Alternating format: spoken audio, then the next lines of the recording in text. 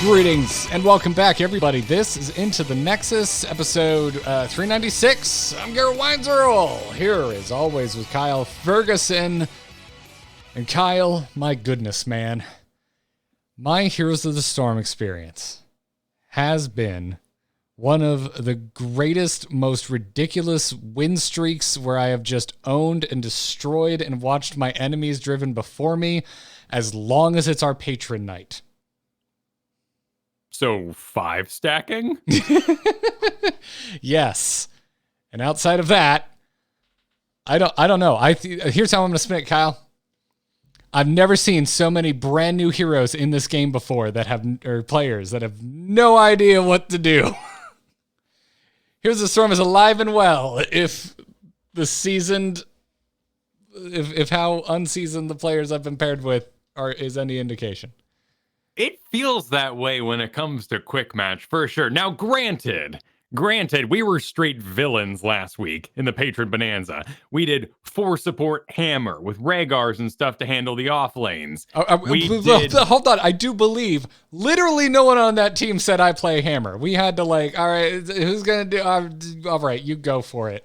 I don't want to belittle the skills of any Hammer player out there.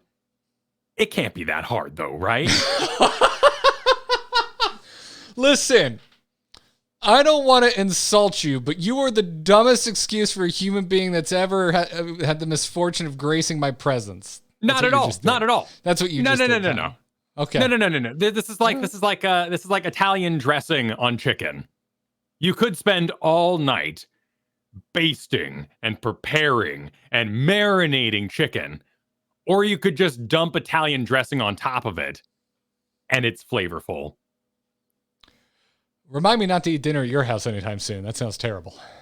It's actually it's just Italian seasoning and oil. Like it's not a weird thing. It's actually quite good, and it'll serve in a pinch.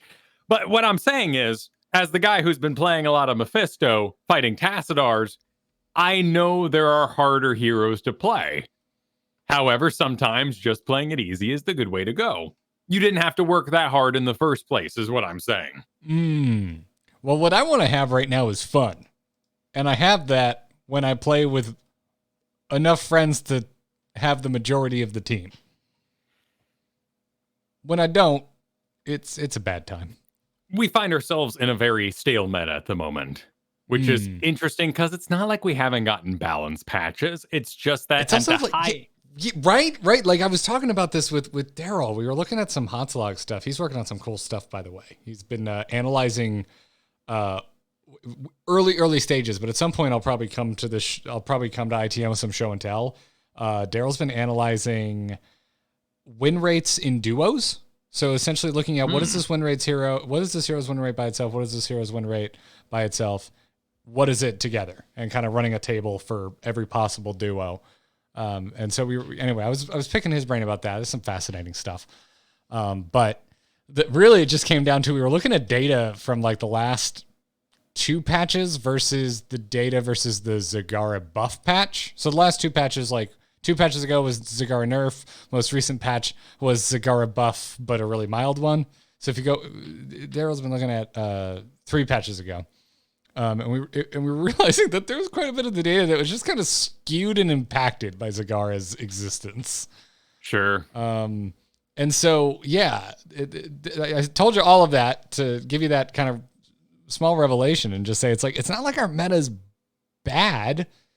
It's not lopsided. It's not horrendously one-sided towards one major problem hero, which has kind of been the story of the last, I feel like almost 2 years, which I thought I would be really excited for, but I'm left just really annoyed at things that typically would mildly annoy me, like Junkrat.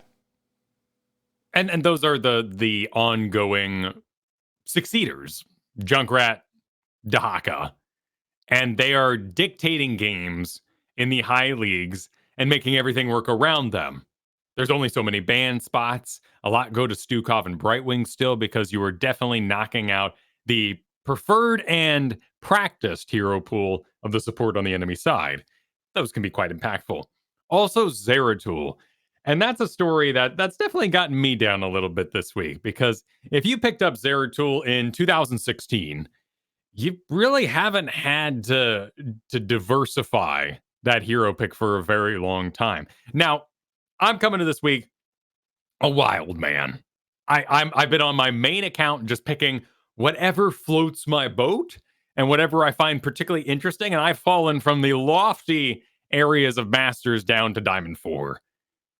And I've had a lot of fun. And I've had a lot of really good and balanced games that are now free of Zeratul, Dahaka, Junkrat.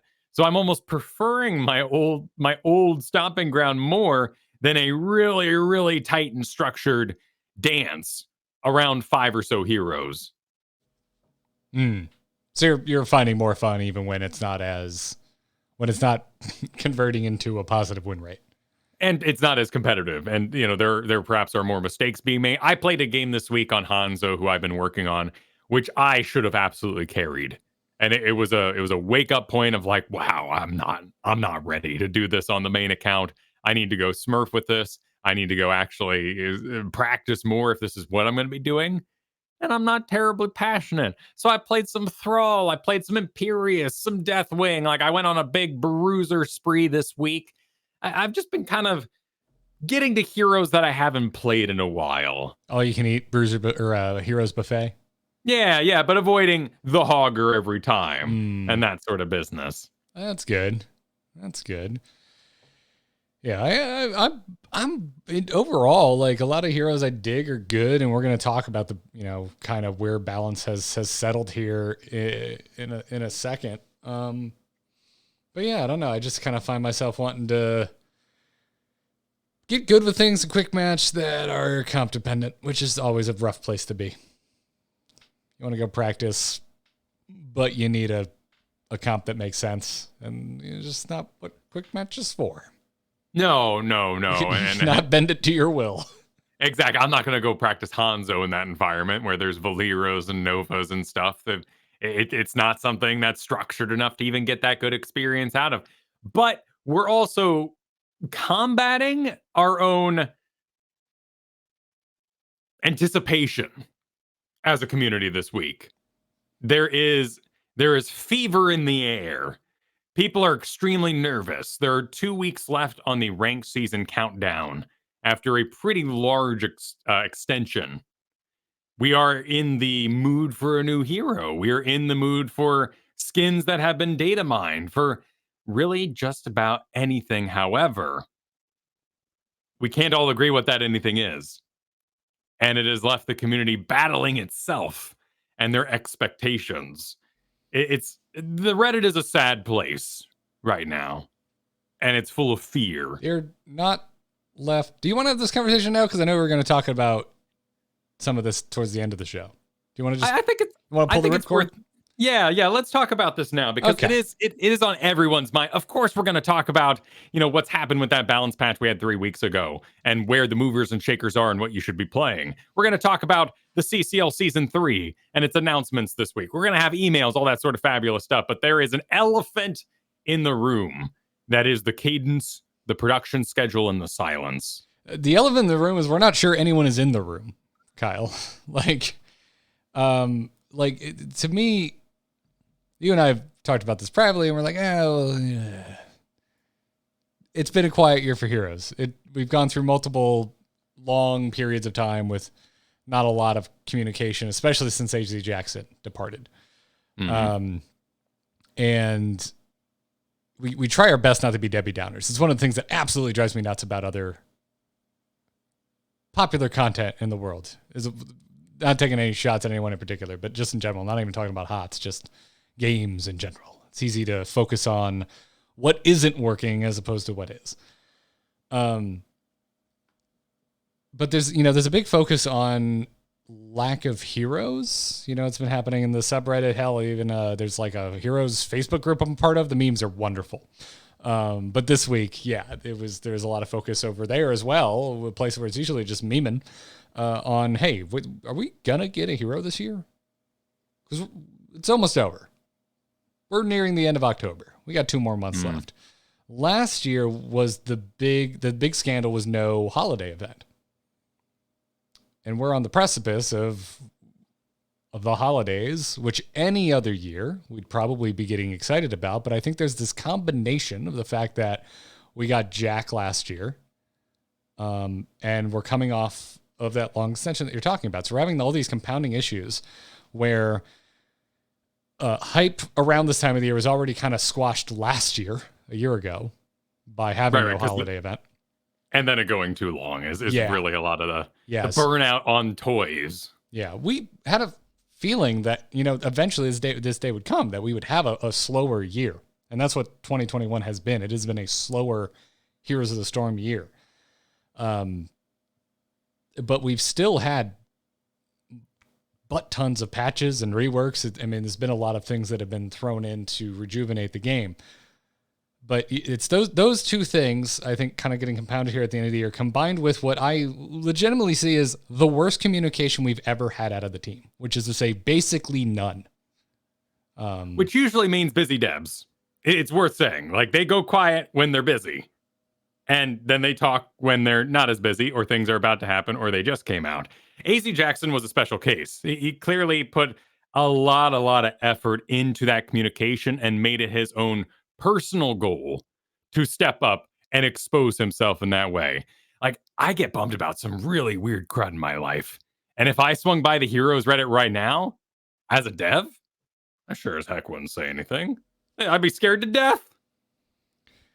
Yeah, I guess, and maybe this is why they have clammed up, because in the past they've talked pretty broadly about a lot of things still to come. And it's hard to look at those things now. In particular, you've got a link here in the show notes, a Destructoid article in July of 2020, where Daybringer said, quote, "Personally, I don't see any in the site. We have a future hero list that is in triple digits." That's nice.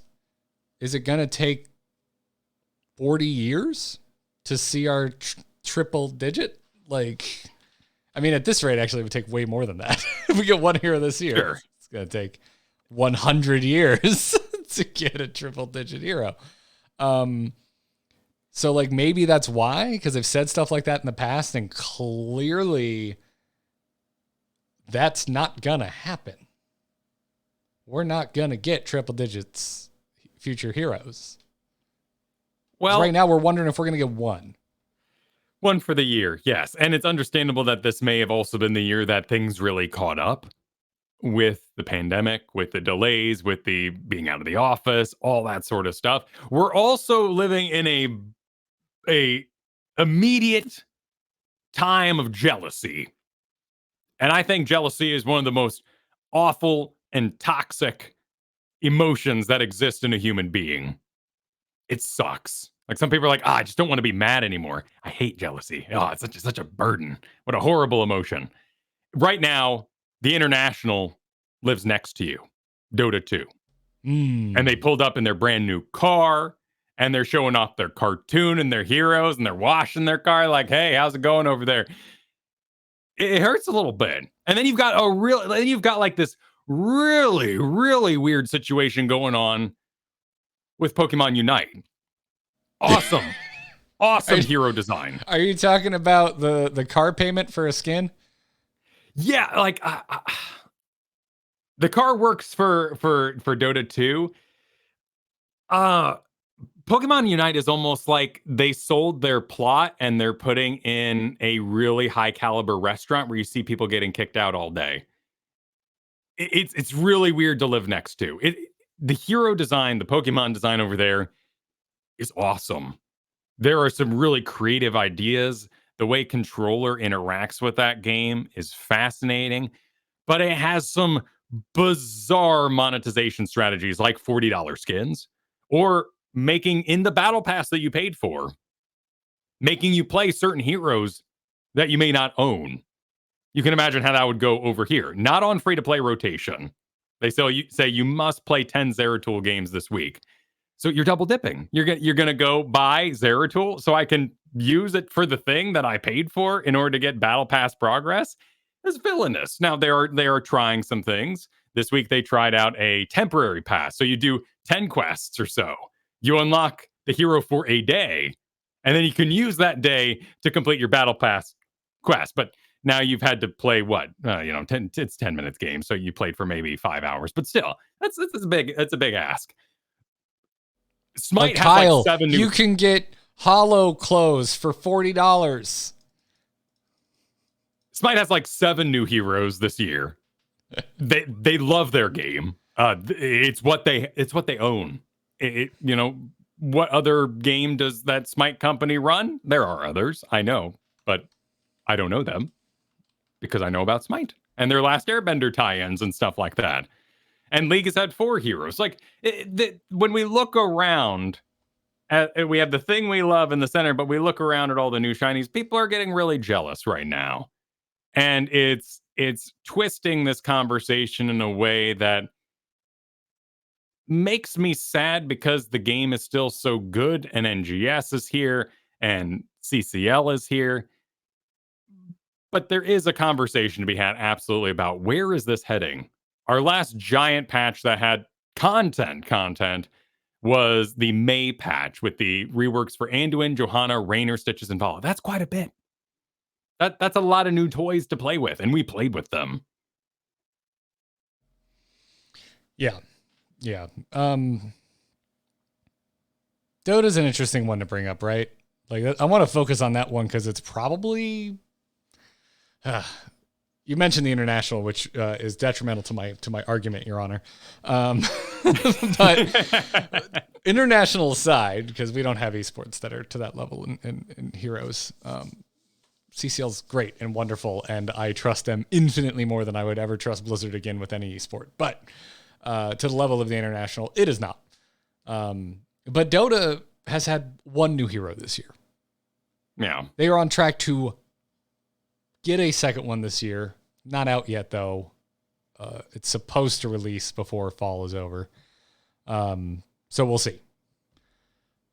But, so, like, if we get 1 hero, I think that suddenly changes the narrative for 2021 of Heroes of the Storm as a whole. Because this is a game that far and wide is still considered by people on the outside as like, oh, didn't they kill that game back in 2018? And every once in a while there's a big update and it makes headlines and people like, and you go on Polygon or Kotaku or whatever. It's like, oh my God, Heroes of the Storm is still alive. It's like, it's been here the whole time, people. But I get it. You gotta write headlines. But yeah, at this point, now it's like the fear, that dread that you're kind of talking about, it's setting in because we're not sure. To me, it's just snowballed. I see this as one of the most patient communities I've ever been a part of within gaming. And it's because I think for a really long time, post the esports Armageddon, that ushered in at the end of 2018. Once the devs made good, they were like, no, hey, as dire as that horribly written JLM Brack letter is, I'm editorializing. We've still got plenty in the pipeline, and they proved it. Like, we had some really good years following the cancellation of HTC, and you and I have talked about it multiple times, that we liked it better because the patches were now catered to those of us playing at home as opposed to the competitive scene. But communication has gotten a little more lax. Now it's dead silent. And so, yeah, for me, I'm sitting here going, yeah, it's nice. I'm personally kind of out of patience. I like, what the hell's going on at this point? Like, the answer I want is, yeah, what is the new cadence? I mean, we had Rajar on, and one of the questions we asked was, hey, are we going to notice whatever the new pattern of releases is going to be? And he said we would. And I'm here telling you, I have no effing clue what the pattern is. Now, in particular, we talked to him about balance, and I think he's a man of his word. He said we would notice, and we did. 4 weeks, 4 or 5 weeks, 5 on the odd one, and sometimes with the bugs and turning off Stukov and all that sort of thing, things have gotten shifted slightly. But I think we are on an excellent 1 month, 5 week balance cadence. The difficulty of it is, what is the cadence for the other things that get you excited to reinvestigate the game in a whole new way? And that's heroes, and that's maps. I do think we need to distance ourselves from the thought, what will others think? We can't have this conversation with any keeping up with the Joneses kind of idea. With Dota raising its spectacles and looking at us out the window and going, oh, look at them be so that they don't care. They don't care. You know what I say every time the Super Bowl gets announced? Another one? Kyle, it's literally every February. We just did that.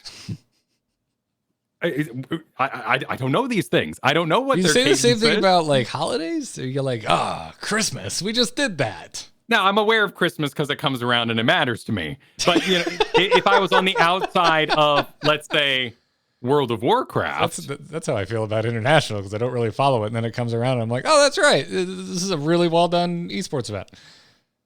And if you were on the outside of World of Warcraft, you might say, really, another expansion for that old game? That's weird. I haven't heard anything about it in a long time. Might be having that with Final Fantasy right now if you don't play. Yeah. And then it's called Endwalker, so everyone's going like, it's ending? Is it ending over there? Are they done? And they're like, no. No, it's not literal. No, it's not the end. Yeah. I think they should rename it. Just rename it to be as meta as possible in MMO. Just call it Endgame Player. I don't think anyone freaked out when Cataclysm was announced, but everyone's like, "Oh, they're deleting their game." No, they freaked out after they played it and realized the quality. Of course. Sorry.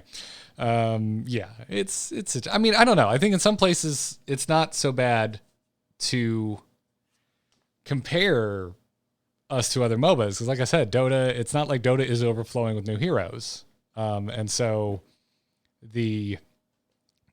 I guess the point I'm trying to make is that Dota currently has one new hero this year, probably going to have two. So if we put one up, if we get one hero before the end of the year, it's like, cool. If Dota gets two, we got one, cool. Heroes of the Storm is clearly not on the same level as Dota. Us getting one new hero within a year, that rules. That's great. That's fine. League of Legends, yeah, what, did they get 4 this year, I think, the last time I looked? Yeah, whatever. It's League of Legends. It's the biggest one in the entire genre. They also don't hold themselves to what I'm going to call the hero standard, in that these are very unique interactions. There's a lot of repeat in Dota 2 as well. There's a lot of repeat. You do a range stun. Like, oh, well, yeah, I've seen that before. We made Alarak's attacks be triangles just to shake things up, that doesn't necessarily happen in Dota. And certainly in things like Pokemon Unite, which is coming out with a Pokemon every 2 weeks or so, there's no voice acting at all. There's no icon in the corner that talks. It goes, whatever the sound you heard back in old Game Boy is what plays when you select that thing. Listen, I realize that voice acting is a really big conversation right now because that in Nickelodeon Smash Brothers game. Wait, what happened with that? There's no voice acting. Oh. And it's, it's a bunch of your favorite cartoon characters from Nickelodeon, which seems like a major missed opportunity. That's the cliff notes on it. I think no voice acting in Pokemon Unite is an absolute blessing because all they say is their own name, and it would drive you absolutely insane by the end of even the brief games that are a Unite game. So, oh yeah, Pikachu speaks way too much. You always go in Pika. It's not worth playing in my opinion. But and of course the genre, the Pokemon itself don't lend itself to a bunch of voice acting. But what I'm saying is there are certain limiting factors, and I didn't know that about the Super Smash of Nickelodeon, but it makes perfect sense. You got to get all your actors together every time you want to put out a new hero. That's a big sign up for the future. Why not skip that? Why not do something without a voice? After all, the gameplay is the thing that matters the most. Oh yeah. No, I agree. It just made me think of it with the voice acting or what have you. But the point being is like overall, like I don't know. I think things are mostly fine. But I also like. I don't think I've ever understood community unrest more than I do right now. 9 times out of 10, like with most games, like the unrest is constant, it is endless, it never ceases. And so I always just get to a point where I'm like, whatever, this is, how they work. Let's calm down and wait for whatever's next. Enjoy the game now. If you don't enjoy it, go play something else. But with Heroes of the Storm, I don't know. It's a tight-knit community. Like, we really care about this game. We're still here playing it because we like it, because we prefer it to other MOBAs. And so, yeah, like, I don't know. I'm just kind of at this point where, like, I get it. Like, I really get the concern, and I see a lot of connected dots that have led to the unrest that's happening in the community right now. And there is a lot of dots to connect, and some are more squirrely and ancient aliens than others. But oh, you're talking about the meme, like the aliens? Yeah. Oh, you can conspiracy theory this all you want. That the team one, the classic team, is all being shared amongst the games, regardless of if that's true or not. StarCraft 2, for instance, had trouble even putting up its new season, and from the outside, you see a change of maps that the community and its tournaments created and put in their map editor. So they didn't even have to make maps. All they got to do is approve the ones that people are using anyway in tournaments and put them up as the new season. It's clearly not checking a box. Just like turning off the holiday event wasn't going in there, layman, unskilled, going in there and just being like, click, click, click, click, click, click, I'm done. Equipping skins for the game. It's not that easy. Yeah, give me the keys, guys. I'll go in and hit the checkbox. Like, it's not that simple. No. Exactly. And there's people concerned that Diablo 2's tough release here with Resurrected and its server issues are causing server people, those be server devs. Very, very different. That was wildly fascinating. Did you look into that, though? It was because of original code that was not playing nice with modern server tech. Like, that is fascinating. And how do you really test for that until you get it at scale on modern servers with, millions of players? Like, that's the kind of it's, I don't know. To me, it just keeps coming back to communication. Like, I don't know. Like, what's going on at this point? Like, I got grumpy when the date got switched, a month, 2 months ago when that happened, because it's just like, what's the point? We haven't hit one of these dates in like 2 years. Why do we even do them anymore? At this point, like, they should just put up a post and give us a 4-week notice when we're nearing the end. It takes great individuals, and that's not to say we don't have them, but a lot of personal energy and sacrifice in order to be a forward-facing dev. This past week, you and I talked about Yoshi P on our other show, someone who has worked very, very hard to have the community pulse in their minds. And we've seen other devs step up like that. We've seen careers made out of people who do social media management. And sometimes you realize how old you are when they're posting pictures of cats crying and you're not really sure why, or why the dog has no bones today. It's a very strange world out there. You've completely lost me. Do you know about the dog bones, Garrett? No, I don't know what you're talking about. Once I tell you about this, you're going to notice it everywhere. All right, there's a TikTok account where a very old pug is picked up every day. And if he stands, it's Bones Day. It's going to be a good day. It's like a Groundhog Day sort of thing. But if he lays back down, he's got no bones. It's a bad Bones Day. What is this? What does this have to do with community managers? Oh, they're not. I don't totally relate to them because I feel like an old man because I don't know all the memes they're using. Oh, so okay. What I'm saying is, if we had community managers, we may not understand what's going on anyway because they'd be using young hip language that I'm not down with. Yeah, and I think if you are like me and you find yourself kind of frustrated by the lack of communication, I think a more productive place to put your brain is to try and think about why aren't we getting communication? Is it because maybe they over communicated in the past by saying things like we've got triple digit heroes, so on and so forth? They don't want to overpromise. Is it because the truth of the matter, the stuff we actually want to know, if they are is the classic team is one big team and they go where they're needed? If that is true, is that something that they are just not allowed to freaking admit to?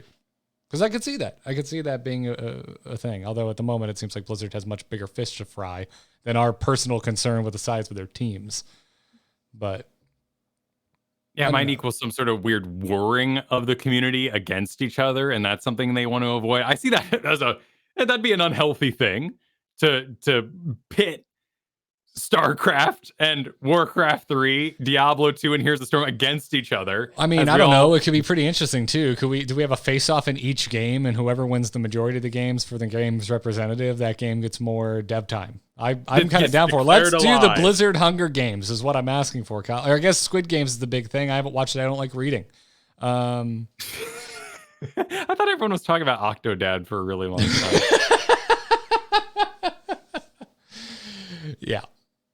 Yeah. Muffin Pickle says if there's a face-off, can it be Nicolas Cage?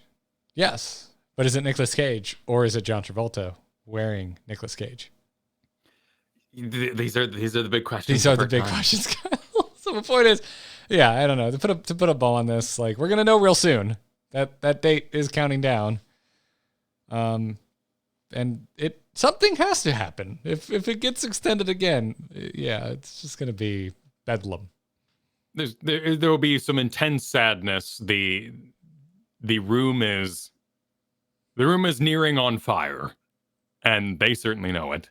And I'm very curious to see how these former promises, and if we don't want to call them promises, just anecdotes, come to pass. Yeah. Be interesting for sure. So, anyways, before we get into our balance check-in and talk about the game as it is, as opposed to the way we wish it would be, let's thank our patrons for supporting us over at patreon.com/ITN. It's been a hell of a essentially streak of getting new patrons. As we have mentioned before, it means the world to us because, you know, this game is long in the tooth at this point. So we really appreciate the support we get from you all. So if you like what we're doing here and you want to support us here at Into the Nexus, check out patreon.com/ITN and get yourself access to our Discord, get an ad-free version of the show. And to our latest patrons, Zachary Baldwin, thank you very much for signing up, Zachary. And also a big shout out is due for JM Tibbles, who upped their pledge to become our latest producer this week, Kyle. Very nice. So thank you. Welcome to the club, Tibbles, alongside lovely folks like Declan H, Chris K, Sean B, and Mike R. Really appreciate it, dude. That's awesome. So yeah, we're gonna have some fun, Kyle. We're gonna do a little bonus recording at some point.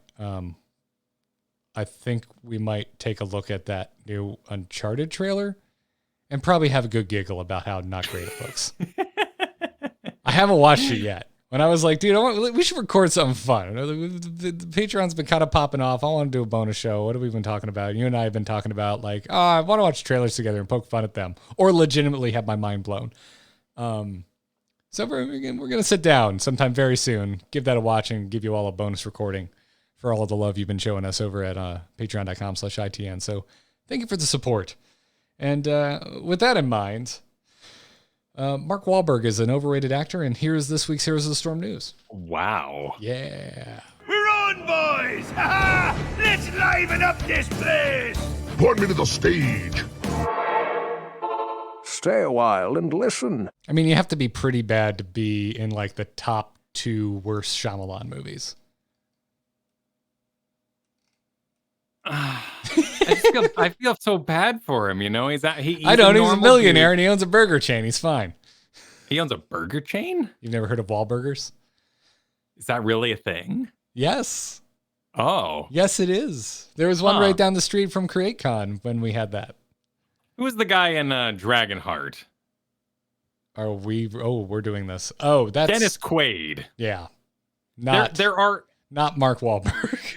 Right. But in that same sort of category, there are actors who, like, embody radiance and they go forth into the world as heroes among us.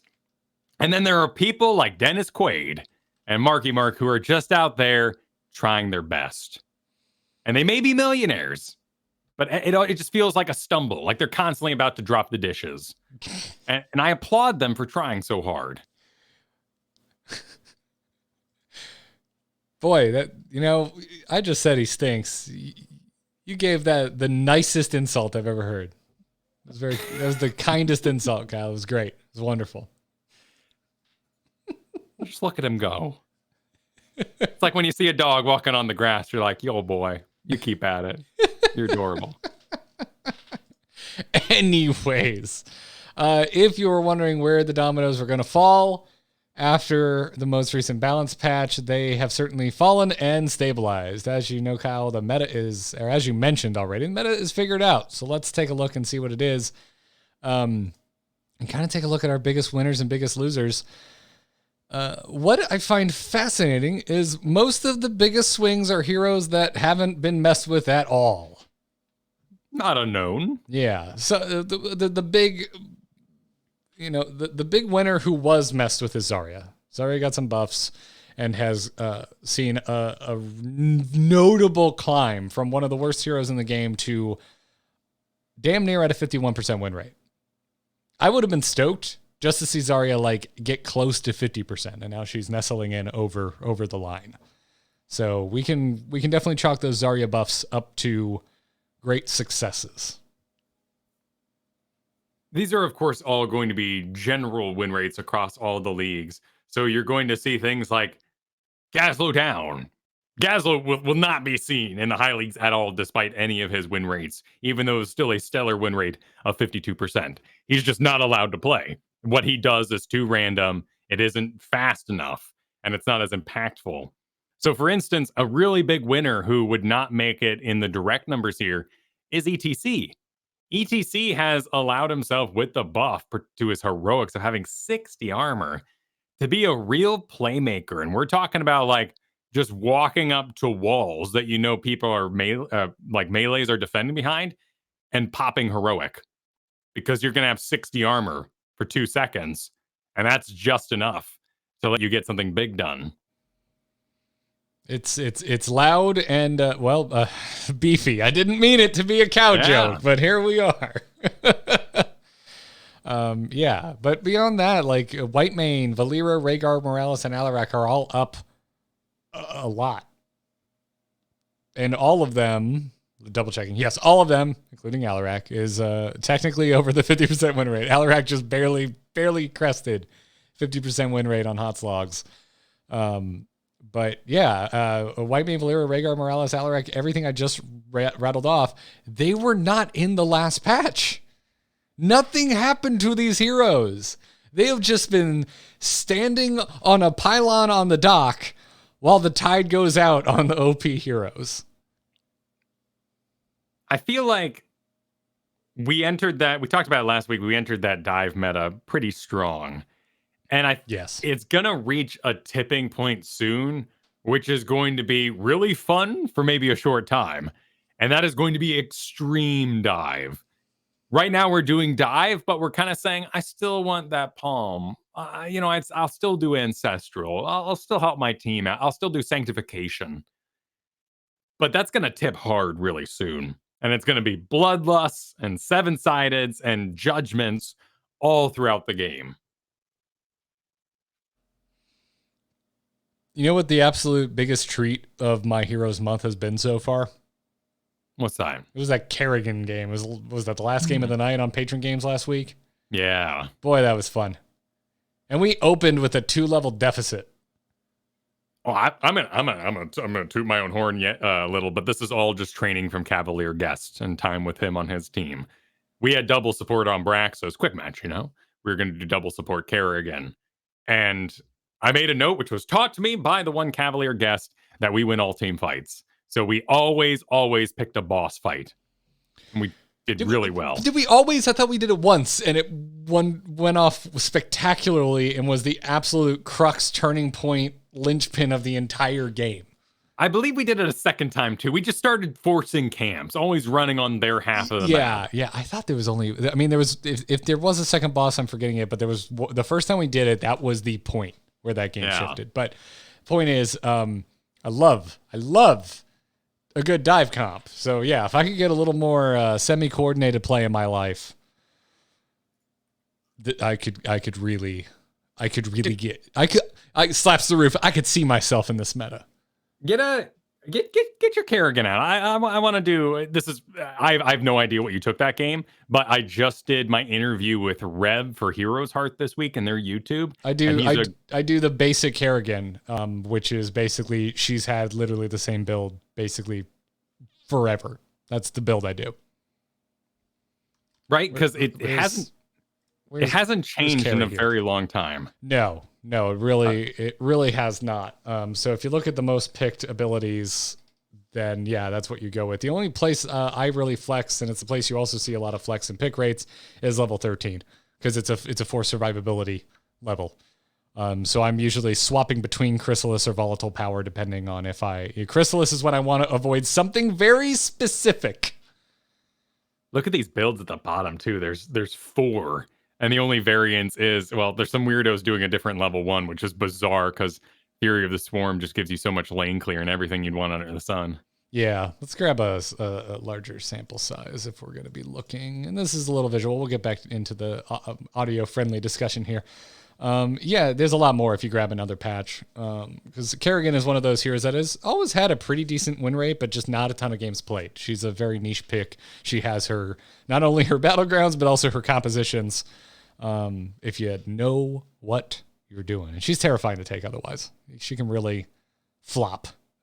Yeah, he said no 2-lane maps ever, and you need lots and lots of noise. Ideally, Infernal Shrines, of course, for the minions, and then Tomb of the Spider Queen, because you always have minion waves around you to mobilize about. He said Chrysalis all the time, and actually Unbridled Energy at 16 is the number one go-to that everyone's doing wrong.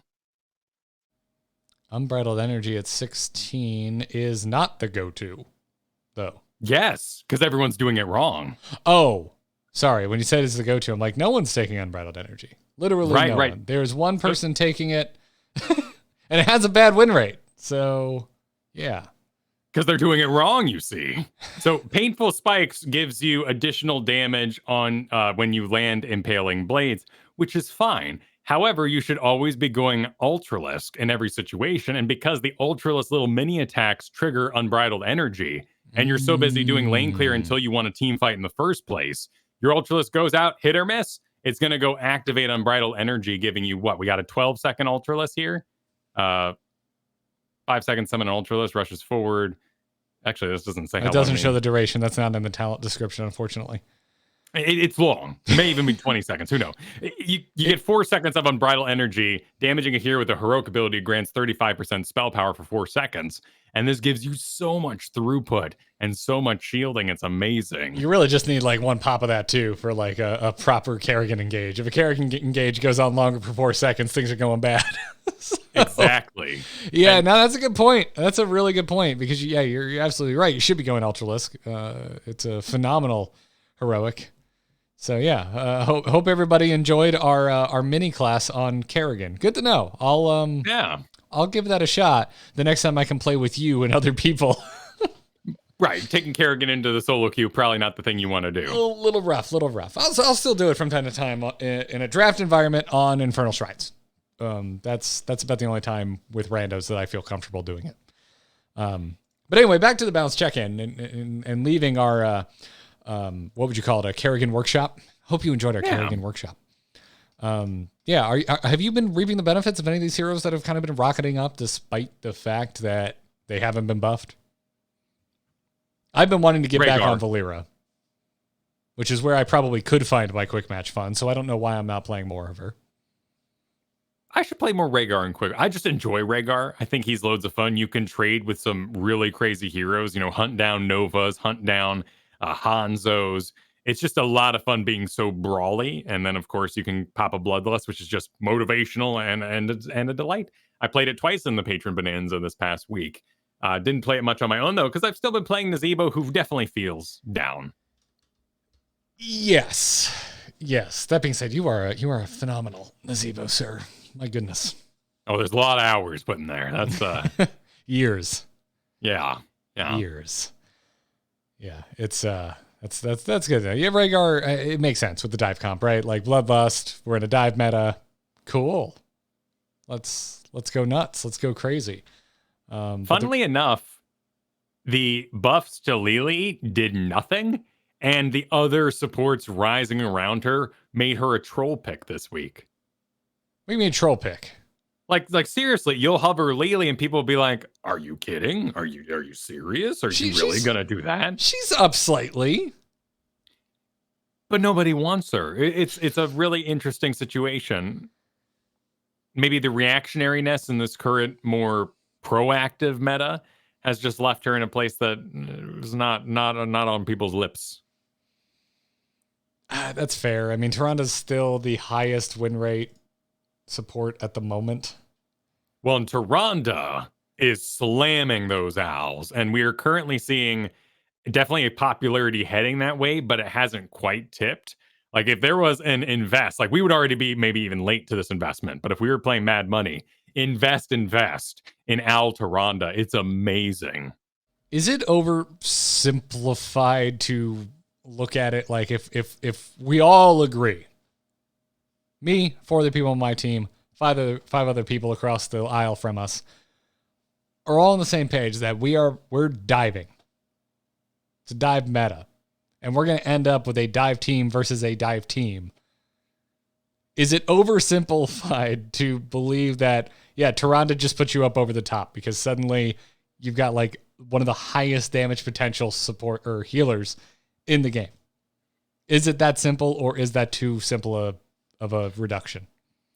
I think it's absolutely correct. I think the other element happening here is Shadowstalk. Shadowstalk's pick rate is going up.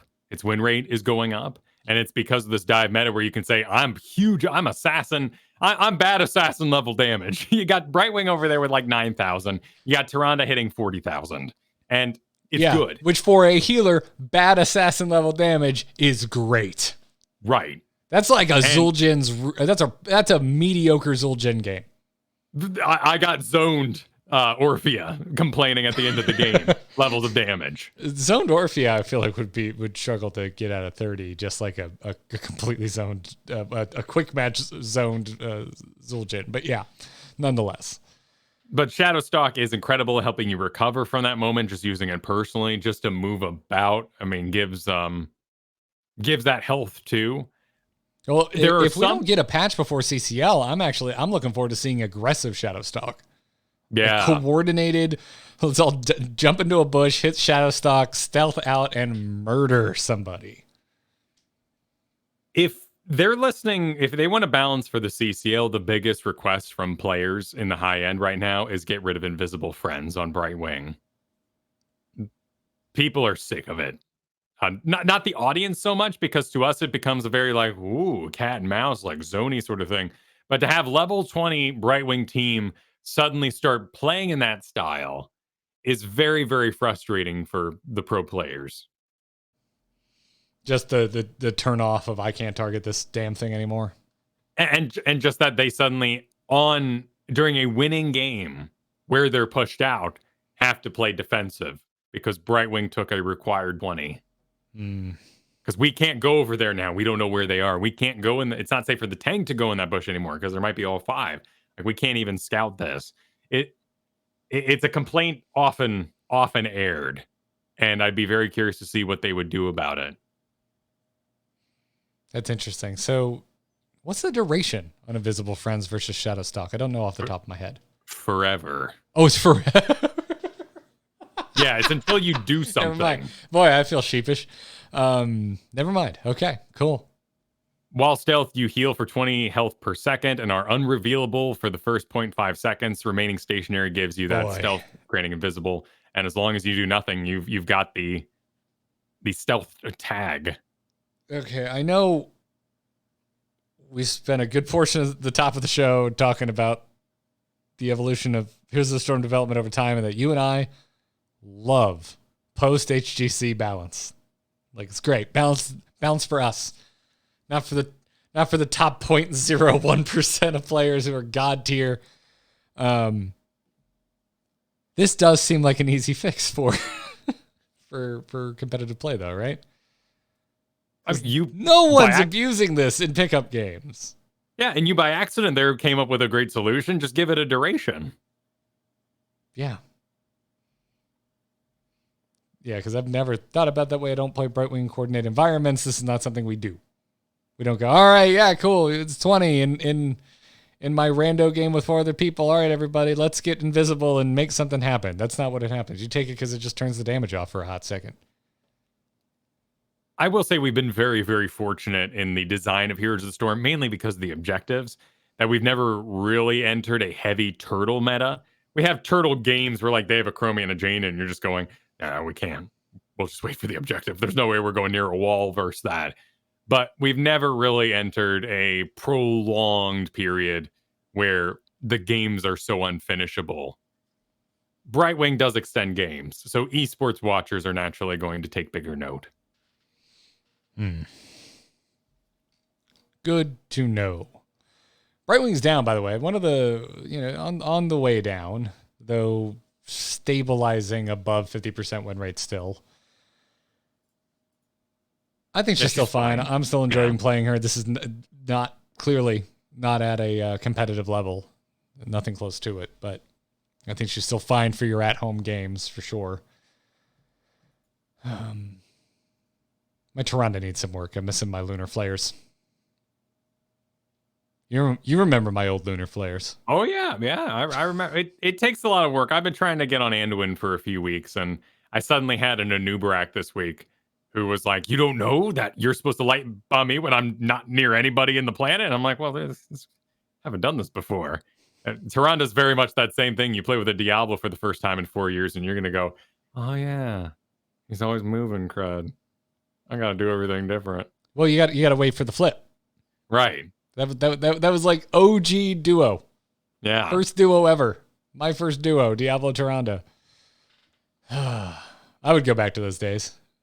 If you want to, like like a scene in a car movie, take the tarp off of your vintage 2014 Diablo.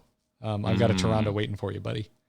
Oh, this is great, but I like this. I want to go 2020 Diablo, that auto attack build. Oh man, that was fun. It was so overtuned. It was great. Even before it got buffed, I was playing it. What a great time. Thank you so much for going from boneless dog to a Top Gear meme that I 100% understand. Yeah, but you've had like 6 years to understand that and at least digest it. This is like happening this week. I don't know where this dog came from. Apparently TikTok, Kyle. I'm here to keep you young. Cool. I have a TikTok account now. I've made one post. No one needs to follow me. This is not a promotion. Yeah. No, I put Lily right at middle of the road. I'm surprised she's become a troll pick. I like the Lily. I think it's just that lack of control in the higher leagues, and we're all going in, Lily. What are you gonna do? I'm gonna auto target things with all my abilities and let them do the work for me. I think it's just not enough. Her auto attack is pathetic, which I don't want to live in a world where it's better. So I'll trade some of that fast feet movement speed for better auto attack. I don't really want, a panda dressed up like a ninja throwing shurikens to be that sticky and that frustrating. Because that's the skin they wear when you know they're good Lilies. Some of them are like, they got the white umbrella out and stuff. That's the skin I wear just because the auto attack is so much more satisfying. I know, but I don't want it to be better for you. I don't want to live in that world. Well, if we're living in a world where Tyrande is the correct answer, I'm looking at damage on healers. So either get us out of this meta or I have requests. I cannot be moved. I really like the Lily change, man. Dude, the cups feel great. They feel crispy. They feel snappy. They're getting to their target quicker. It makes me want to dance around a little bit more. I got to suddenly reposition myself quicker because suddenly my heals are making it to my intended target quicker. I want to see that little reticule swap to the person I want to heal to land on. It's a fun little minigame. It's very unique to Lily. Even if she's not exactly what you want right now.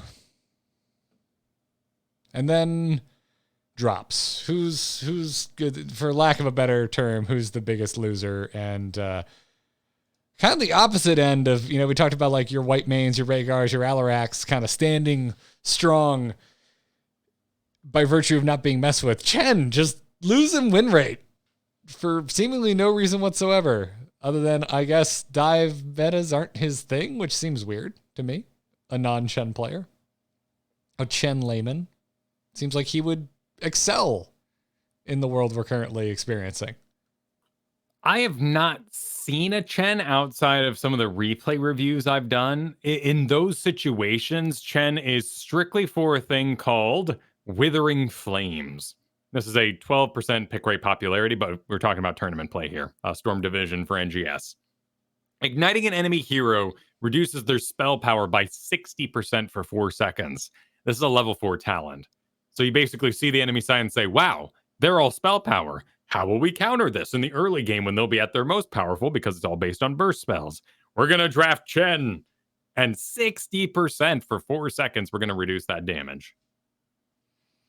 Gotcha. Okay. So does that explain it? I think that it won't tell us why in our general home Storm League win rates he's losing right now, but it does tell us the exact situation that he should be used in, and that these people are picking it probably not in that situation. Gotcha. Well, Naz is down, but just barely cresting below the 50% win rate if you're looking on HOTS logs. Still crazy popularity. Without the opportunity for stupid amounts of damage, and I mean that in all fun and sincerity, he's hard to draft around. He's always felt too passive to me. It just, he needs the stupid damage, right? Because he is passive. He's Lunara without the leaping strike option. Ooh, I like that. Boy, there's that sobering. Because where's Lunara on your mind right now? Not yours. Talking listener at home. Probably haven't thought about her in a while, have you? There was a big push after the Noxious Blossom. I think that's the ability. Let me see what everyone went kind of nuts because a lot of us really enjoy playing Lunara, and they really wanted to do not Blossom's Choking Pollen at level 7. Noxious Blossom deals 100% more damage to enemies afflicted by nature's toxin, increasing up to 200% against enemies with 3 stacks. So basically, when this talent got buffed in one of our previous balance iterations, everyone said, oh, burst for Lunara, her biggest weakness at level 7 instead of leaping strikes at level 10. I can make this work. And we tried. And it's okay. Well, Nazebo has fallen to the exact same win rate as Lunara. I believe it 100%. Yep. Just barely out of the 50% range. So that's a good way to frame it. I like your no leaping strike Lunara is the Zebo. I mean, just Playmaker Zombie Wall, right? It's tough. It's easy to avoid. Yeah, it's all of his tools are amazing in quick match where there's a lot of solo play. Yeah. Other than that, it's pretty much everything makes sense. Like Gazlo, you've talked about at the beginning, like he's down, but he was never seen play at the high end anyway, and he's still above a 50% win rate in the mid leagues. So there's not too much to complain about. At least I don't want to hear it as someone who's played every other solo laner that's been nerfed into oblivion this year. So, Brightwing's down. Still fine. You should still be playing Brightwing. The other weird one is Ariel. Ariel's just having a hard time. This thing just might not be her meta. Oh, she's horrible against dive. Yeah, just not working. Hey, dude, she's really good against one dive. Yeah, exactly. When one person goes in very big straight lines at Ariel, like Mal'Ganis. Yes, yeah, it's a good way to put it. So, yeah, that's pretty much the state of things, and I'm with you. I think it's figured out, and we're just gonna stay here until there's a shakeup. So I like you as thinking of it as like a bad money. Like, what do you buy? Tyrande Owl build, ETC Mosh Pit. Get on it. If you're looking to capitalize on the state of the meta, those are probably 2 really solid places you could put your efforts and reap some rewards. And we need to take down. I of course I think Dahaka is just on the docket. I'm very. Wait, Kyle, if you're drinking at home, if you're doing the drinking game, everybody, there you go. There's your Dahaka reference for the week. Oh, of course, he sucks. To deal with. He's great. He's amazing. I ban him. You want another drink, everybody? Junkrat. How is the trap still a thing? This is the most degenerate thing I've ever experienced in this game, and still in the game. I hate it. I would be very impressed if Junkrat and Zeratul get any sort of change up because they're playmakers. They're complicated in their own ways, and I don't even mean like this in like a World of Warcraft. The team doesn't want to do anything about it. I understand why, because they're hard to play. And they're playmakers, and they're great for the visualness of the esports and everything else like that. I 100% get it. I don't care. I hate them. Me too. Very grumpy about it. Hey man, you were in that Medivh game with me. I deserve a medal for not just making this my delete Medivh episode. Good on ya. You were there. I'd like to never experience that again, please. Well, he got stacked in the first 2 minutes, it seemed like, and we had a 8 death teammate and a 7 death teammate. Due to Medivh, hunting them down. It was rough. It was a rough one. All right, we got more info on CCL Season 3. It is right around the freaking corner. We know how many weeks it's going to be, what his prize pool is going to be, and the format has been reconfirmed. Figured it was going to be best of 5. It's confirmed. It's best of 5. Finals going to be best of 7. It's going to be a 13-week long season for Season 3, and the starting prize pool is over $33,000. So each team is guaranteed $4,200, because the total prize pool is actually $33,600. So that's the total prize pool. But no matter what, if you play, each player is going to walk away with some cash from that. Yes. Which is great. Like, that's good. That's healthy. Like, that's what you want. And so, and Season 2 had a $22,000 increase in its through the donated prize pool. Yeah. So kind of curious to see how far we can push it this time around. Really cool to hear that we're going full best of 5, because we really get to see some interesting strats. You get to see ahead strats too, which was one of my favorite things in the old StarCraft days. Best of 3s are a race of your very best plays over and over again. But when you get to best of 5, there's chances taken for quick games or long holdouts and really bizarre strategies.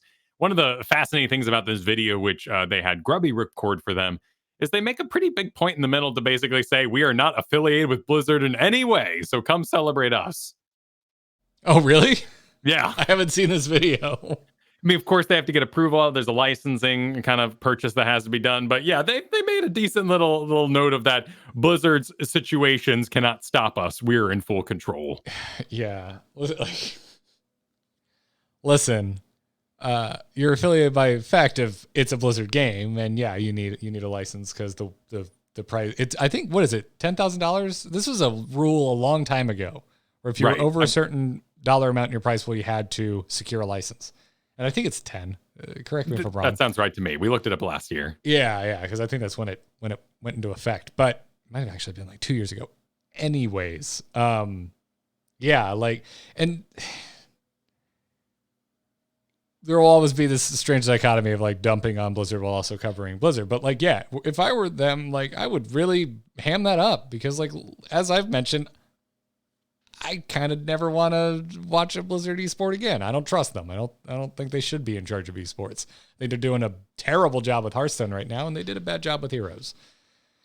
So like, I think independent, going back to third parties, being the place where esports grow naturally and then are, cultivated and maintained, that's what I want to see. As I mentioned before, I think last episode we had a pretty big talk about, maybe it was 2 episodes ago. I'm biased in this regards. This is where I came from. This is where you came from, Kyle. We got our start covering StarCraft 2, and it was fun watching that kind of naturally come up, come overseas from South Korea and, come up alongside Twitch and MLG and all of those sorts of things. But yeah, I don't know. Like, if I was in charge of marketing, I'd be like, yeah, hammer it home. A premier independent league, not run by Blizzard Entertainment. It's what the people want to hear. Yeah, the people do what Blizzard don't. In the old Nintendo v Sega ads. Yeah, it's an interesting thing. So I'm glad they're playing off that a little bit, because while it's kind of memeable and it's something you can kind of like have fun making jabs at, I also think it's a legitimately strong selling point. No, I like and I trust CCL. They've made a really, really good product over the last 2 years. Agreed. It's good stuff. Now let's check in with our listeners, Kyle. We've got some questions from folks, so let's take a look at our mailbag. Darkness stopped calling. Darkness just texted me. It's not the moment, it's a hero brawler! You can send your emails to itncast@gmail.com. If you're supporting us on Patreon, message us there or on the Patreon Discord. There's a question channel in the Discord. That's how you work in Discords. Duck B wrote in and says, "Dear guys, ranked ARAM. That is all. Best." Okay. Sure. You know what? Yes. Yes? Just yes? Yes, I don't want to be. We've There's been a lot of conversation over the past several years about you think you do, but you don't. And the idea of Hold on, Kyle. ARAM I thought the conversation was you think you're the head of Blizzard, but you're not anymore. savage, but true. Just getting in my jabs. My punalicious, yes, well, very well done. I see a casual game mode, and I go, oh no, you see, you're for fun. You couldn't possibly be ranked. Please move on. And let the big kids play on the playground with their ranked. I don't think that's true anymore. I've seen custom games become entire games. Dota, Heroes of the Storm. I've seen Steam launch tower defenses that were once StarCraft mods. Someone just remade the original creator of Enfos put out a full game there. I think it was Tower Wars from StarCraft. Went on to complete and make their own game for Steam. You can have ranked anything you want. I'm down. Let them eat cake and yell at each other too. Yeah, I honestly, I say go for it as well. Because it's my understanding it already has matchmaking rules. It tries to find you similarly skilled players. And it has metas and it has strategies and unique talents to it. Like, dude, I am an ARAM convert. You remember years ago. Years. Was it back when we used to do the charity brawl? We'd be forcing the ARAMs and I was just whining the whole time. Before like it was its own mode. We'd have to like make our own. Oh, but dude, I was number one, like didn't give a crap about ARAM. But like once it got integrated and became its own thing built by the Heroes developers, it's good. It's really good. And you're right. Like once I gave it a chance and realized that it did have its own meta. I don't know. I think that's really all you need. Like if there's intelligence, if there's informed decisions being made, why not? Why not have a ranked? F it. Go for it.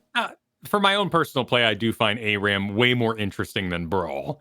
Brawl, where we were all taking out unique versions of the Garden of Terror boss, or Infernal Shrines redone in these certain ways. Those were so distant from what the normal game was. I never had any playmaking that I would go on to learn from. It made it more complicated, right? Whereas ARAM makes things more simplified and kind of reduces the game down to its base elements. Like it's in a game where we, this is not meant to be a drag. We, from time to time, need to be so consistently reminded to go do the objective because team fights are so fun. Why not just have a mode where it's all about the team fight? So, yeah, I think ARAM is an absolute kind of shining addition to Heroes of the Storm. And I don't see any reason other than concerns about splitting the player base that there shouldn't be a ranked mode. That's fair. From what we've heard, scattered and homebrewed, ARAM is an extremely popular mode. Yeah. Yeah, that's my understanding as well. I mean, every time we have a patron game night, folks get stoked on the ARAMs, and we talk to people all the time. It sounds like it's their main modes. So, if you're an ARAM mainer, write in, let us know. What are your thoughts on ranked ARAM? And would you do anything different? Like, how would you? Because I mean, in theory, like it's not like going from quick match to Storm League, where suddenly you have this extra time sync of the draft, right? Like ARAM is ARAM. Here's your selection of 3 heroes, pick one and go. Nothing would change in that regard. Unless you wanted to get fancy and ban. I'm not going to open up that can. No. No. If anything, I'd love more dress up, getting to wear the skins that I've equipped. So I go to my quick match screen and I just decorate everybody the way I want them. And, occasionally I have a surprise. Like I saw a blue Nazebo on a blue golden chicken. And that looked awesome because Nazebo's all blue and spiky and the chicken's all spiky, the lunar chicken. And that was fabulous. I was impressed by the randomization there, and it gave me a goal to go make one of my own. Rare case, though. I would love, of course, it makes you go, you want to play rank? Select one of everything. And that is the pool we will pull from. That'd be a delight. Yeah.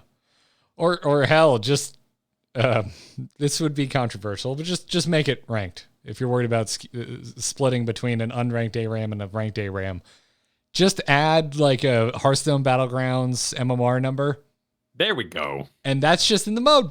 Maybe a toggle if you don't want it. Like to hide it. I don't want to think about it. I don't want ladder anxiety. But like, I've never really thought about that in Battlegrounds, but I get ladder anxiety like crazy. I don't get it in Battlegrounds because I want to play Battlegrounds. It's the only way I have to play Battlegrounds. So I just don't think about it. Not saying that works for everybody, but it could be another way to take this. I agree. Oh, the more I think about that, the more I like it. There you go. I'd love to hear from you for or against, by the way. Like, what do you think? How would you dress up ARAM were we to rankify it? Right in itncast@gmail.com. All right, Alan Hicks is going to bring us home today and says, he's going to bring us home with a bone. Says, I have a bone to pick with y'all. All right, Alan, you used y'all, so even though you're about to yell at me, I like you already. Yeah, I say y'all a lot. It's disarming. That's why I use it. I like y'all. It works in all scenarios. Recently, someone asked about the best heroes for him and his buddy to play to climb out of low ranks, bronze to gold. As someone who recently went on a massive losing spree, don't ask, after falling from plat 3 to silver 4, I've found that playing the macro game as you suggested simply doesn't work. When your allies insist on fighting, even when fighting doesn't make sense, failing to fight with them always tilts them, making the game almost impossible to win. If that person who asked the question feels like he and his friend are generally better than their rank, the fastest way to climb out isn't to play the correct way, but to embrace the madness. I would have recommended a hero combination like Imperius and Tychus, which can rapidly kill almost any hero the enemy team might have, because down in bronze, silver, and gold, the thing that wins games is almost never taking camps at the right time or giving objectives when it doesn't make sense to contest them. Instead, it's straight up murdering the enemy team. If you play a tank, you'll never get your ranged assassins to retreat when the fight isn't going your way. If you're focusing on pushing down a structure instead of taking the first tribute on Cursed Hollow, even when it ain't Curse Point, your team will tilt, and then your chances of winning the game, even though you were doing the correct thing, fall into the abyss. Alan. Alan, I have a bone to pick back with you. Ooh. Did you have earmuffs on last week when I boiled down and said, you know what, Kyle, I give up. Get good at Kerrigan and murder them. I did spend a long time talking about lane clear, and I know I brought up tank and that sort of thing, so you could direct the group. I agree with the statement. I would like to combine the two statements. So instead of Imperius, who's great at getting that kill on, you would do Greymane. Not the same role at all, but you get what I'm saying. Like I want macro and kill potential. And if you can't macro, you're not going to get ahead to be able to run around and get those kills in those weird spots, like the tribute you bring up that you don't have to be at in the first place.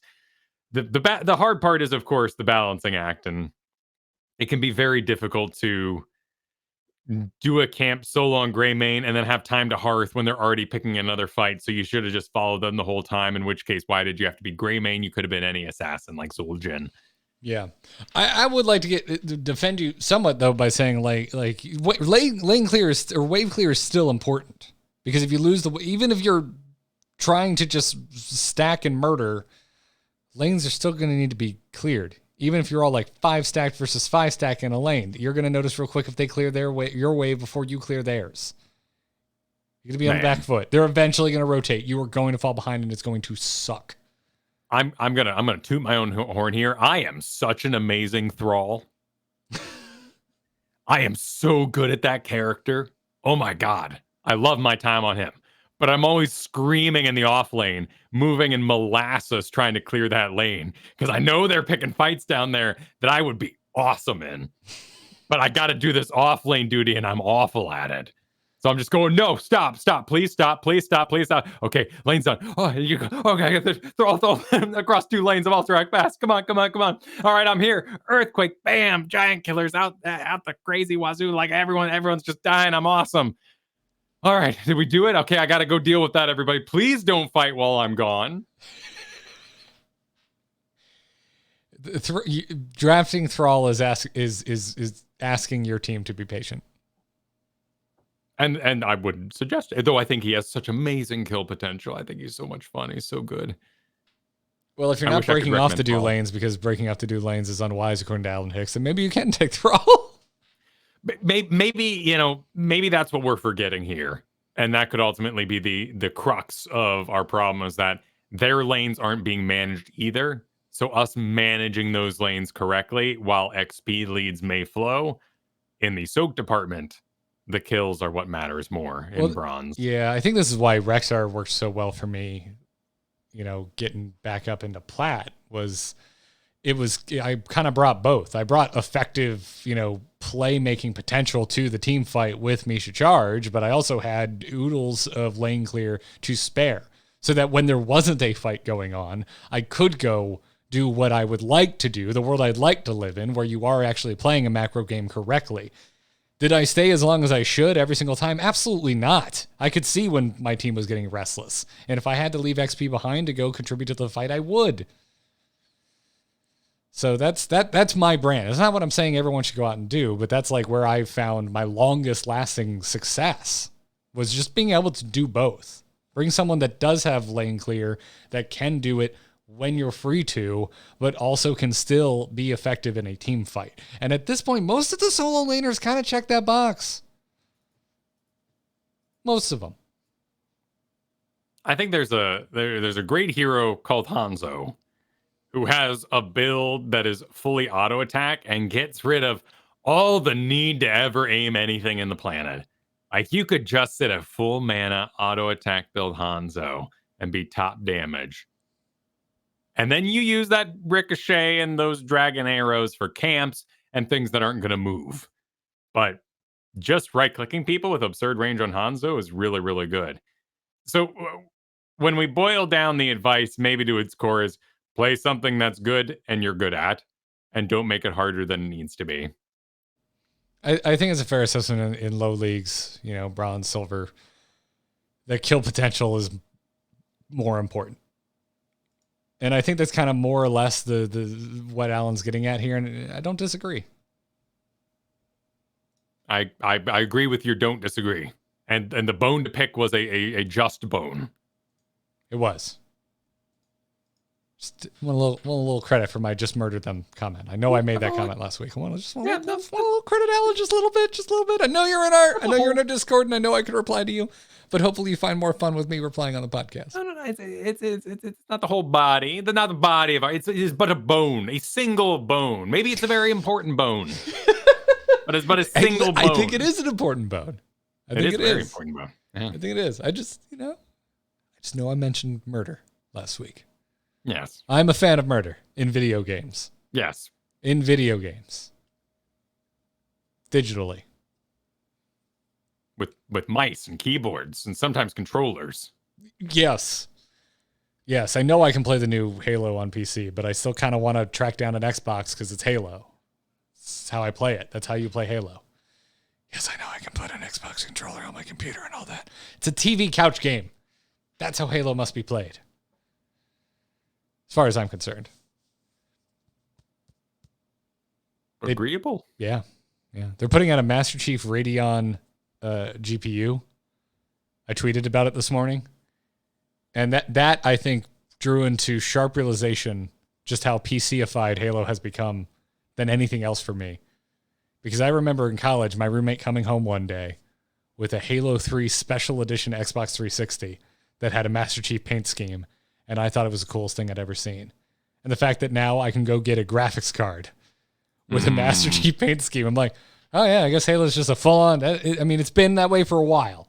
But that is just a full-on crossover title now. You want to play that game, you can play it wherever you want. Do people who don't do podcasts put their PCs up on their desk? Mine is on a stand next to my desk that is at desk height. Okay. You put it on the floor? Yeah, it's like, down there. Like a madman? Why is that mad? Dust. My floor is wood. You have a cat. Oh yes, well, you take a vacuum and you stick it in the holes and it goes and the fans spin. It's really satisfying. The fans spin because the suction is pulling air through, and all the cat hair and stuff goes into the vacuum. Okay, fair. Like a can of air, that's the worst. Then you're forcing it into the computer. No, I want it out. Unless I'm a madman, but this is like like maybe we all cook spaghetti wrong, but we only cook spaghetti when we're alone.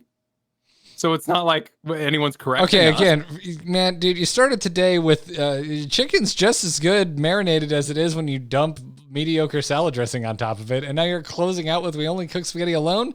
What are you talking about? I cook spaghetti with Katie all the time. Maybe ramen's a better example. We have ramen more than we have spaghetti. What if you and Katie make your spaghetti wrong, but we don't know this because we don't make spaghetti around company? I also have an entire half of my family that's like Italian. So the way they make spaghetti versus me going to a box. It's just, that's its own. Okay. Yeah, you just don't bother. What I'm saying is I'm hungry today. I'm hungry. I'm hungry too, man. I'm hungry too. Yeah. You want to tell folks that they should email us at itncast@gmail.com and they can support us on patreon.com/ITN and get into the outro so we can go have a snack? Yeah, let's do that. Cool. Well, you can do that, everybody. Seriously, like the Patreon's been crazy. We took like a month ago, we took the biggest dive we've seen in a long time on the Patreon. We were like, oh geez, okay. What's going on here? And now over the last month, we've been on an absolute streak. So thank you so much, everybody, for the support. We really appreciate it. We feel like a classic show at this point. We're about to hit 400. This game is old. This show is old. And y'all are still here week in, week out, listening to it and supporting us. And so it means the world to us. So thank you so much for that. And if you're out there listening, being like, I want to get in on that, check out patreon.com/ITN. Also, while we're thanking folks, huge thanks to our Patreon producers. So Declan H, Chris K, Sean B, Mike R, and JM Tibbles, latest addition to the crew. Thank you so much. We really appreciate the support. If you want to catch us live, we go live on twitch.tv/amovetv on Thursdays at 3 p.m. Eastern Time. You should come join us. Chat room's a great place. Some lovely folks in here. We're a McGingy Buffs. Welcome back. We missed you last week, buddy. We missed you. You can follow the show on Twitter at ITNcast, and you can find more of Kyle and myself on Nexus Gaming News, our latest podcast, short form, single topic, major game headlines, where we chew on it, talk about it, give our thoughts, and kind of where everything fits into the grander scheme of the gaming industry as a whole. And this past week, we talked about all of those. Yoshi P, the lead developer on Final Fantasy XIV, A Realm Reborn. Dude did... What was the final count? 36 interviews? Yeah, 32 were behind 32. The embargo. Yeah, 32 interviews. None of them leaked, and the embargo lifted on the same. What a wild... As someone who has been in the video game PR game a long time, who's done a lot of interviews, dealt with my fair share of embargoes, that is a hell of a feat. Whether you're into Final Fantasy or not, like, I was so fascinated by what I was seeing as like a momentous achievement in marketing for a game. They're doing it right. On top of the fact that clearly the game is good and is resonating with a massive player base, even if it is not a game I am playing, which is a lie. I played this week. After that episode, I was like, all right, fine. I'll dip my toe in. I got to level 10. I had a good time. Kyle. I had a good time. I'm curious to hear more. I'm curious to hear more. We'll talk about it. Maybe we'll talk. We'll take a look at that Uncharted trailer, and then maybe you can pick my brain. All right. But yeah. Anyways, point being, go catch more of Kyle and myself on Nexus Gaming News. We upload new episodes every Tuesday. It is available everywhere podcasts can be found. We do put out a podcast version for you, but there's also a YouTube version I'm really proud of. Kyle, you and I put a lot of work into it. It has way more visual interest and and editing than we typically do for our video versions, which is usually just us talking heads, and we just put it on YouTube for the people that want it. So go check that out over at youtube.com/amovetv and go catch our latest episode on the Yoshi P interviews. But other than that, dude, Kyle, where can folks find you? You can find everything I do over at kyleferguson.com, including my Dungeons and Dragons shows. I am DMing a live play show right now that runs about 3 hours an episode called There Will Be Dungeons, and my conclusion is approaching. I'm going to be taking a break from the DM seat, so be sure to check out that show and its thrilling conclusion. But also, I do a little show called DM Gives Inspiration, a learn-to-play show about Dungeons and Dragons, which is currently in its 9th season. And this past week was a mailbag episode all about why puzzles should exist and what do I do if I want to make an undead dragon for low league players? Important questions, of course. Ooh. Check it out over at kyleferguson.com, 2 S's in Fergusson. You're a hell of a DM, sir, and guesting on this season of There Will Be Dungeons was probably the podcast highlight of the year for me. I had a lot of fun. Oh, I'm glad to hear that. You came up in this last episode, by the way. Oh, wonderful. Wonderful. Don't even remember what I named myself. Marsh. There it is. Marsh, Came to mind as I was admitting to I couldn't remember my own damn name. Had a really good time on that episode. Folks, you can follow me on Twitter at Garrett Art, 2 R's and 2 T's in Garrett. I've also recently rebranded my portfolio website. So if you want to see my graphic design work, my videography work, and hire me to make something for you, you can do that over at createwithgarrett.com. Again, 2 R's, 2 T's in my name. Go check that out. Other than that, amove.tv for this podcast, every single other one that I produce. Go check it out there. Just go listen to Nexus Gaming News. That's what I really want you to do. You want to know how you can help me? Go listen to my new show with Kyle. It's a good time. That's going to wrap it up for this episode of Into the Nexus. Thanks so much for hanging out, everybody. Good luck in your games this week. And until we get ranked ARAM. No, wait, no. Until next week. Job's done? No. Good luck, have fun. I'm getting my shows mixed up. I always just say, take care. It's the problem with branded outros.